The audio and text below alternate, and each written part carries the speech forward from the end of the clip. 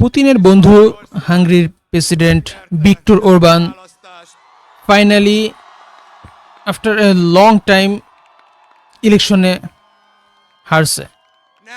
And এটার রেজাল্টে যা যা হতে পারে ওটা তো খুবই ভয়াবহ, বিকজ এতদিন ইস্টার্ন ইউরোপিয়ান দেশগুলোর ভিতরে রোমানিয়া হোক, হাঙ্গেরি হোক, পোল্যান্ড হোক, এই সবগুলো রাষ্ট্রের ভিতরে পুতিনের সবচাইতে ভালো বন্ধু ছিল ভিক্টর ওরবান, যে নেটোর যে কোনো মিলিটারি অ্যাকশনের এগেনস্টে অ্যাটলিস্ট কথা বলতো, নেটোর যে মিলিটারি বিল্ড আপ হইতো এগুলার এগেনস্টও ভিক্টর ওরবানই একমাত্র ছিল যে ডাইরেক্টলি কনফ্রন্টেশনে যাইতো নেটোর এগেনস্টে।